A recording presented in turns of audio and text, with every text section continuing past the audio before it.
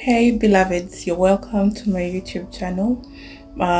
It's amazing to have you here, and trust me, I'll not let you down.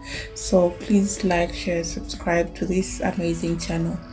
Today we are talking about the Schengen visa. Yes, someone would ask me, what is a Schengen visa? This is a short time stay visa that allows you to stay in the Schengen area for not more than 90 days in a 180-day period. What I don't know if you get that clearly. So in a period of 6 months, the 180-day period, that's approximately 6 months. In that period, you shouldn't stay for more than 90 days. I think that's clear. What's the beauty of having or possessing of being granted a Schengen visa? Let's say you apply for this visa to go to France or to go to Poland or to go to Germany or any other country in this area.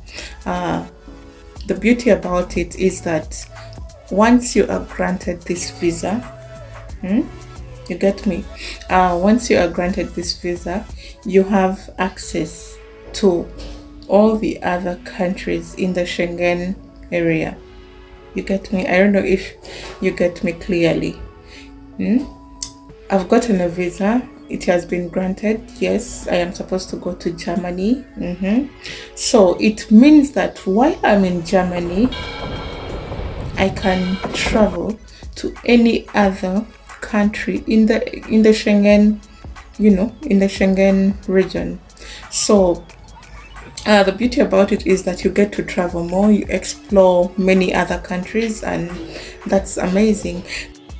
So you'll also have like a few checks here and there at the borders as you cross to one country to another, but then this is just for security purposes, but then it's not common. Once it's done, don't get scared. Okay, so one would say, is it a complex process getting this visa? Is it something you can do? Yes, you can. Have many people been granted this visa? Yes. So what do you have to do? So let's say this is what you have to do, a step-by-step process. So the first thing is that you will fill in an online form. You'll go to to the website, and then go ahead and put in all the details. They'll ask you for details of your passport. They'll ask you for every other detail about you, the reason as to why you're traveling. All that information, you'll have to fill it in. Once you filled in that form, then once you fill in that form, the next guys, so just like we said, once you've submitted this form, obviously you go ahead and prepare your documents on time. Some people want to wait for the last moment of the last day, or the last 2 days probably, or a few days to the visa appointment date to prepare these documents. But I would advise you, organize all your documents on time, and yes, that is a plus. So what are these supporting documents? You look at let's see them. You'll have the travel, a travel insurance. You need that. Then an introduction letter.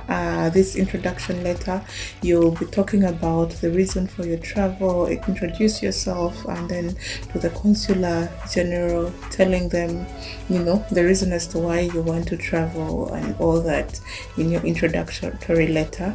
And then you need the bank statement.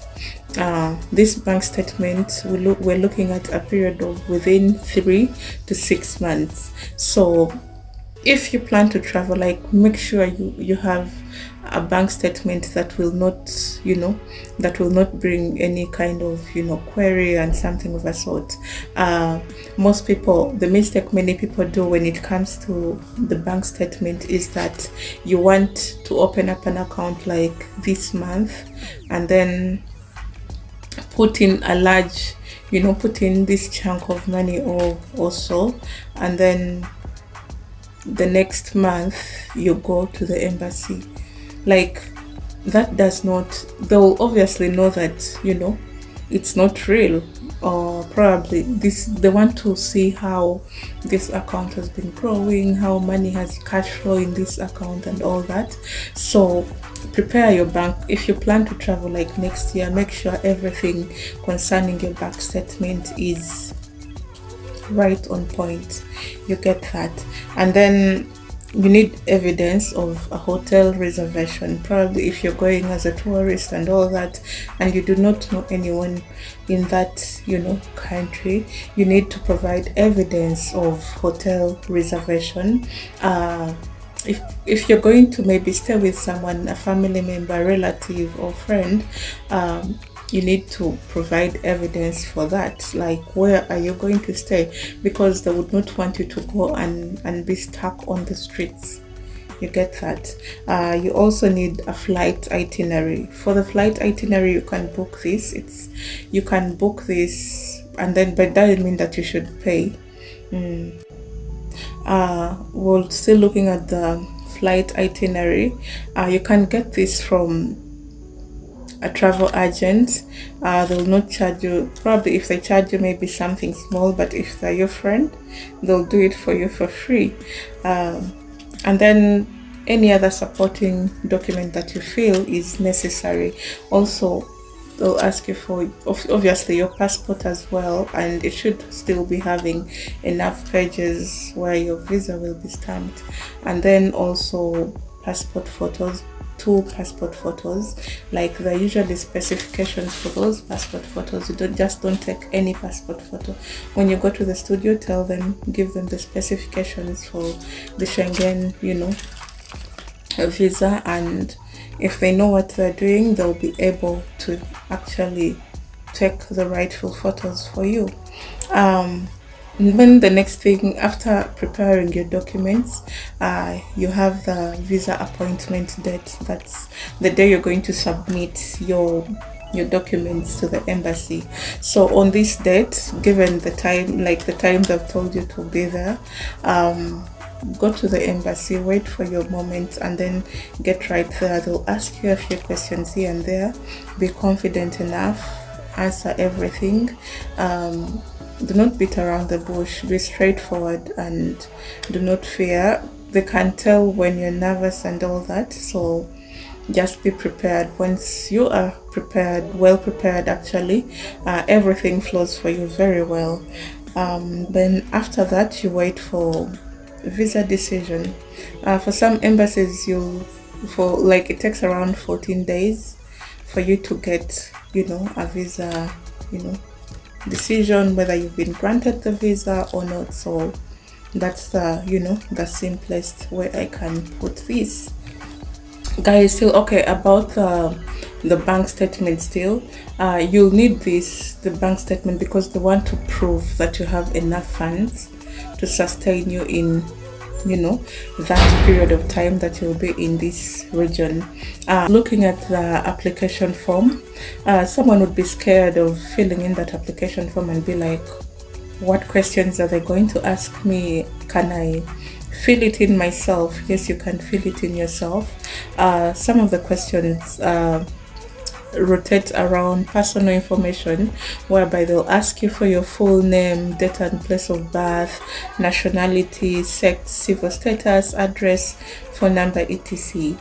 And then they'll ask you about the travel information, whereby they need travel document type, and then travel document number, then issue date and expiry date of the travel document, reason for travel, first entry, length of stay, biometric information. These are all details about your travel document. That's like your passport. Okay, then invitation information, your full name of the person inviting you, if applicable. If not applicable, you don't fill in that. Then host organization information. If someone is hosting you, it's an organization, give that information.